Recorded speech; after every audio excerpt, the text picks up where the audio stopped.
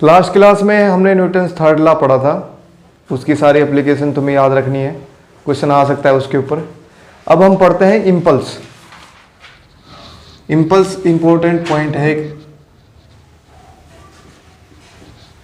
It is the average force exerted for short time।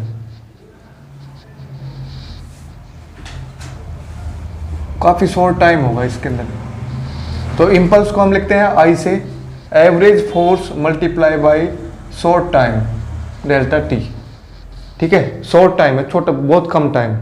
जैसे example इसके मैं देना चाहूँ तो जैसे बैट के बॉल लगती है तो, या फिर तुम दीवार के बॉल मारते हो तो उनका जो इम्पैक्ट होता है, इम्पैक्ट टाइमिंग वो बहुत कम होता है। तो वहां पे इम्पल्स जनरेट हो रहा है।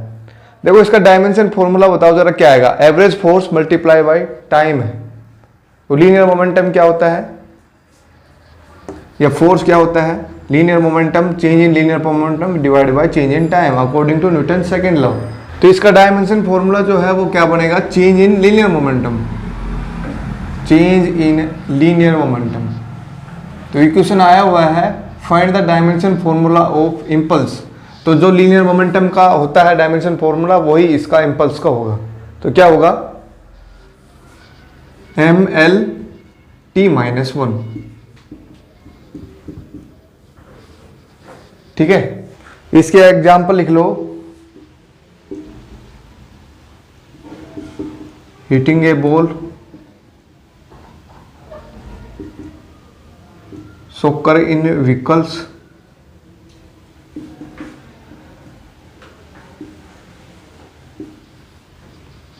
जब ये क्रिकेटर जो है कैच पकड़ता है तो नीचे की तरफ हाथ लेके आता है अपने, तो वहां पे भी लिख सकते हैं ये प्लेयर और क्रिकेटर, ये cricketer lower his hand while catching a ball.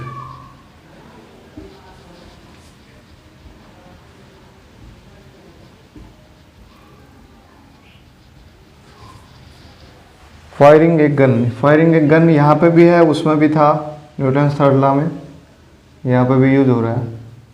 अब देखो यहाँ पे यूज कहाँ से हो रहा है, एवरेज फोर्स हमारे पास क्या होगा, change in linear momentum divide by change in time, ये होता है हाँ। तो हिटिंग ए बॉल, अब बॉल को हिट करेंगे तो टाइम क्या लगेगा हमारे पास, कम।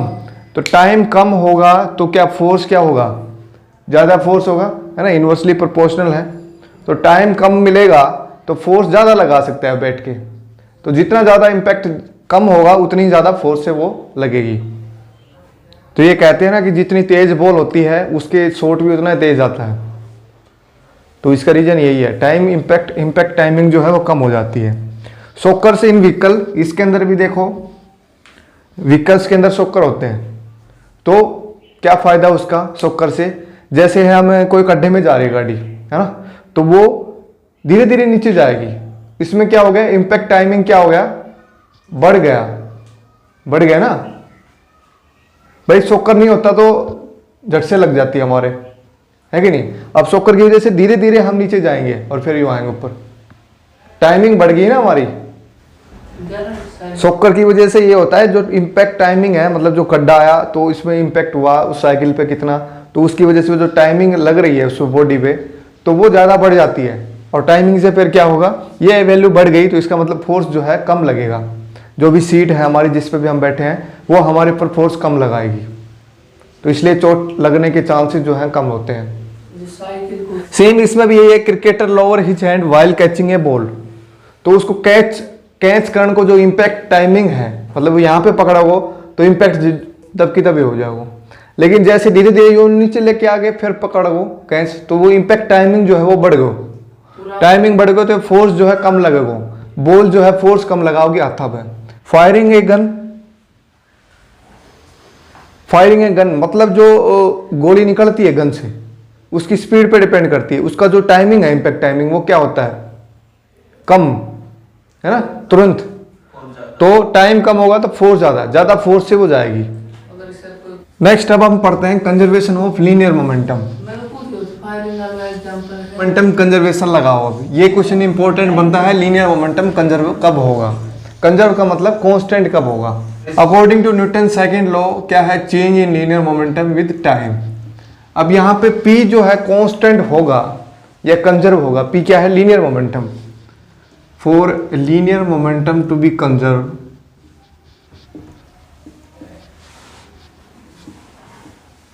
To be conserve, conserve means उसकी वैल्यू कांस्टेंट रहेगी।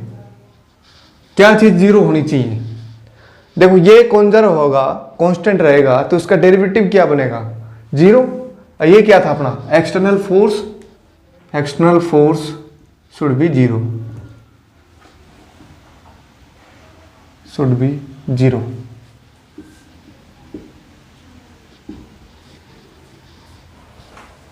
मतलब कोई भी फोर्स उस पर नहीं लगना चाहिए। जैसे मैं बात करूंगा यहाँ पे स्पेस की, जो लीनियर मोमेंटम इनिशियल है वही लीनियर मोमेंटम उस पर रहेगा। जैसे कोई ऑब्जेक्ट घूम रहा है स्पेस के अंदर, ठीक है, चल रहा है ना, तो वो चलता ही रहेगा जब तक उसके ऊपर कोई फोर्स ना लगा दे उसी स्पीड से। तो इसका मतलब लीनियर मोमेंटम इसका कितना होगा, मास इंटू वेलोसिटी, तो वही लीनियर मोमेंटम रहेगा, इसका चेंज नहीं होगा। जब तक इसको कोई टकरा ना जाए या फिर कोई दूसरे प्लेनेट बीच में ना आ जाए, ग्रेविटी से खींच ना ले इसको, जब तक कोई इस पे फोर्स नहीं लगाएगा तब तक ये इसी स्पीड पे इसी लीनियर मोमेंटम से चलता रहेगा। तो लीनियर मोमेंटम कंजर्व कब होगा, जब एक्सटर्नल फोर्स जो है जीरो हो। जैसे मैं एग्जांपल लेता हूं यहाँ पे, फायरिंग फ्रॉम ए गन, या फिर मैं लिखूं इसको recoiling of a gun, recoiling of a gun. हम यहाँ पे वो गन की स्पीड निकालेंगे कि कितनी स्पीड से वो गन जो है पीछे की तरफ जाएगी, तो वो हम इसमें निकालेंगे। लेट से मैंने एक बंदूक बना दी पहले, ये एक बंदूक है ना। अब ये रेस्ट में बैठी है ना, इसमें बुलेट भी रेस्ट में है, गन भी रेस्ट में है, ठीक है। तो टोटल लीनियर मोमेंटम क्या होगा, इनिशियल टोटल लीनियर मोमेंटम क्या होगा, जीरो। तो यहां पर लिखो linear momentum, initial linear momentum of gun and bullet system is zero. Initial कितना है, जीरो है। अब बुलेट यहां से चलेगी इसमें से, तो उसकी कुछ स्पीड में मान लेता हूं, लेट से बुलेट ऑफ स्पीड ये, ठीक है, और गन की स्पीड में मान लेता हूं vg। मास इसका कैपिटल M मान लो, इसका स्मॉल m मान लो, ठीक है। तो total linear momentum after the bullet firing, जोड़ दो दोनों को,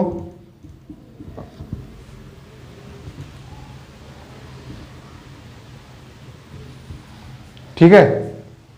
इनिशियल और फाइनल जो है दोनों लीनियर मोमेंटम क्या होने चाहिए, कंजर्व, कांस्टेंट, क्योंकि कोई भी फोर्स इस पे नहीं लग रहा है। हम मान रहे हैं कि ग्रेविटी वगैरह कोई इफेक्ट नहीं है, यहाँ पे हम फायर कर रहे हैं स्पेस के अंदर। तो इन दोनों को बराबर करो तो इसके बराबर हो जाएगा जीरो के बराबर। तो यहां से वेलोसिटी ऑफ गन जो है निकाल लो, कितनी आएगी, minus of m v b divide by capital M. तो ये आ गई velocity of gun in term of velocity of bullet and mass of bullet and mass of gun. अब देखो यहाँ पे माइनस साइन जो है क्या रिप्रेजेंट कर रहा है, जिस साइड में बुलेट की स्पीड है ना, माइनस साइन है उसके साथ, तो मतलब उसकी अपोजिट डायरेक्शन में है वेलोसिटी ऑफ गन। तो ये वेलोसिटी ऑफ गन जो थी वो इस साइड में आएगी, ठीक है। बुलेट जिस साइड में जा रही है उसके जस्ट अपोजिट साइड में जाएगी वेलोसिटी। और कितनी जाएगी, वैल्यू कितनी होगी इसकी, अगर मैग्नीट्यूड फॉर्म में लिखना हो इसको तो क्या लिखेंगे, m v b divide by capital M. ये इस मैग्नीट्यूड से ये गन पीछे की तरफ जाएगी। तो लेट से मैं मान लेता हूँ वेलोसिटी ऑफ बुलेट जो है 300 किलोमीटर पर आवर है, और मास ऑफ गन जो है मान लो तुम 0.3 किलो, और मास ऑफ बुलेट जो है वो मान लो तुम कितनी, लेट से मैं लेता हूँ velocity of bullet is 300 kilometre per hour, और मास ऑफ गन जो है वो मान लो 0.3 किलो, और मास ऑफ बुलेट जो है ये मान लो तुम 0.01 किलोग्राम, ये है मास ऑफ बुलेट। तो यहाँ से वेलोसिटी ऑफ गन निकालो जरा कितनी आएगी। वेलोसिटी ऑफ गन जो है कितनी होगी, 300 multiply by mass of bullet 0.01 divide by 0.3, तो एक पॉइंट से कैंसिल हो जाएगा एक पॉइंट। अब ये 2 पॉइंट है, ये 2 इससे कैंसिल हो जाएगा, तो कितना आ रहा है देखो, 3 से 3 कैंसिल हो जाएगा, 1 किलोमीटर पर आवर। तो इस स्पीड से इस स्पीड से हमारी गन जो है वो पीछे की तरफ आएगी। यहाँ से हम ये कह सकते हैं कि वेलोसिटी ऑफ गन जो है वो बहुत कम है as compare to velocity of bullet. तो velocity of gun is very very small than velocity of bullet. तो जितनी बुलेट की स्पीड है उसके कंपेयर में तो नेग्लिजिबल ही है गन की स्पीड। तो यहाँ से ये चीज़ समझनी है तुम्हें। चलो आज इसमें हम 2 फोर्स और पढ़ लेते हैं बस, फिर नेक्स्ट क्लास में हम फ्रिक्शन कंप्लीट करेंगे। फ्रिक्शन का टॉपिक थोड़ा लेंदी है। सेंट्रीपिटल फोर्स और एक है सेंट्रीफ्यूगल फोर्स। सेंट्रीपिटल फोर्स कहाँ काम आता है और सेंट्रीफ्यूगल कहाँ काम आता है, ये सब चीज़ बताएंगे। देखो दोनों ही सर्कुलर मोशन में आते हैं, सेंट्रीपिटल फोर्स भी और सेंट्रीफ्यूगल भी। नाम दोनों का सेम है और फॉर्मूला बिल्कुल मैच करता है। नाम दोनों का सेम सा ही है थोड़ा सा। यहाँ पे फ्यूगल है और यहाँ पे पिटल है बस, ठीक है। तो इसमें तो क्या होगा, it is the force, centripetal force लिखो यहाँ पे, it is the force with which A object move in a circular path. अगर कोई भी ऑब्जेक्ट सर्कुलर पाथ में मूव कर रहा है तो वो सेंट्रीपिटल फोर्स की वजह से ही कर रहा है। If there is a circular path there is a centripetal force. If there is a circular path, there is a centripetal force। इसको समझना है, तुम्हें डेफिनेशन लिखने की जरूरत नहीं है। If there is a circular path, there is a centripetal force। इसलिए मैं ऐसे ही लैंग्वेज में लिखवा रहा हूँ जिससे तुम्हें समझ में आए। मतलब जहाँ पे भी सर्कुलर पाथ है वहाँ पे सेंट्रीपिटल फोर्स होगा। तो जैसे ही सर्कुलर पाथ ये है और इस फोर्स की डायरेक्शन जो है वो इंपॉर्टेंट होगी अब यहाँ पे। तो इस फोर्स की डायरेक्शन हमेशा किस साइड में होगी, जैसे यहाँ पे है ऑब्जेक्ट तो इसके ऊपर फोर्स लगेगा सेंटर की तरफ। It always acts towards the centre. ये लाइन और लिख लो, इसमें क्वेश्चन पूछ सकते हैं कि किधर इसकी डायरेक्शन होती है। It always acts towards centre. Centripetal force जो है वो हमारे काफ़ी काम आता है। कहाँ काम आता है, फॉर एग्जाम्पल मैं इसके एग्जाम्पल दूं, जैसे अर्थ रिवॉल्व अराउंड सन, अर्थ या फिर कोई भी प्लेनेट जो है वो, या मून जो है वो अर्थ के अराउंड मूव कर रहा है तो उसमें भी सेंट्रीपिटल फोर्स है। कोई भी प्लेनेट जो है वो मूव कर रहा है around any star, around any Galaxy system, कहीं पे भी हो। एक चीज मैं बता दूं, अगर तुम यही बात कर रहे हो ना, तो जैसे ये हमारी गैलेक्सी है, हमारी गैलेक्सी इस साइड की है एक प्लेन के अंदर, ठीक है। यहाँ पे सेंटर पे है एक ब्लैक होल और हम हैं यहाँ पे एक कोने में, हमारा सोलर सिस्टम यहाँ पे है। तो सारे प्लेनेट इसके सन के अराउंड घूमते हैं यहाँ पे, है ना। किसी का सर्कुलर पाथ है, किसी का इलिप्टिकल पाथ है। अब ये जो सोलर सिस्टम है वो इस गैलेक्सी के सेंटर के अलोंग मूव करता है।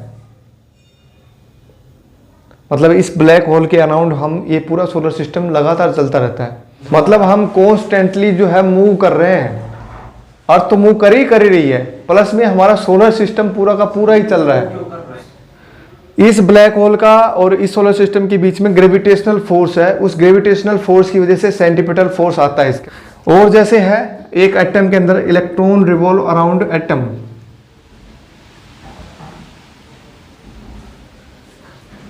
यहाँ पे भी सेंट्रीपिटल फोर्स लग रहा है।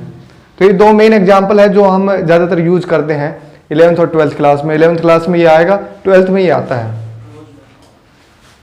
सेंट्रीफ्यूगल फोर्स क्या कहता है, अगर एक ऑब्जेक्ट जो है वो सर्कुलर पाथ में मूव कर रहा है, अगर उसको हम स्टॉप कर दें, स्टॉप मतलब इसमें मूव कराना बंद कर दें, तो वो किस साइड में जाएगा, it will go in a straight line path.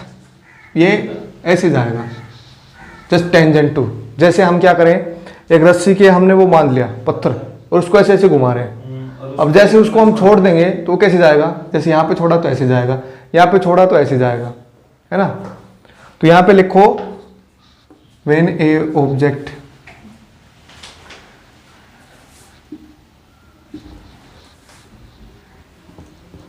In a circular path centrifugal का सर ये मतलब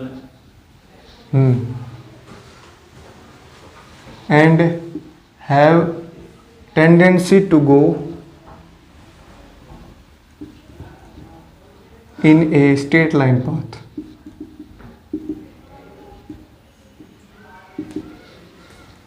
यहां पे ये देख सकते हो, tendency to regain its straight line natural path.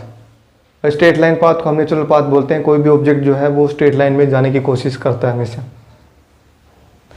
इसके एग्जाम्पल लिखो, समझा देता हूं मैं एग्जाम्पल कौन कौन से। देसी लाइफ में जैसे हम घी निकालते हैं ना, तो जो लस्सी जो रही हमारी घूमती है, तो उसमें लस्सी जो है घूमती है ऐसे से, तो उसको अगर स्टॉप कर दें हम, तो वो घी देखना तुम उसके जो भी हमारा बर्तन होता है उसके लग जाती है, तो वहाँ सेंट्रीफ्यूगल फोर्स है। या फिर हम पत्थर को घुमा रहे हैं तो वहाँ पे भी सेंट्रीफ्यूगल फोर्स है। अब इसके अंदर डायरेक्शन क्या होगी सेंट्रीफ्यूगल फोर्स की? इट ऑलवेज, इसमें लिख लो, it always acts away from the centre. Centripetal जो है टुवार्ड्स द सेंटर है और सेंट्रीफ्यूगल जो है अवे फ्रॉम द सेंटर है। यहाँ पे लिखो it always acts away from the centre. It always acts away from the centre. Acts away from the Nain.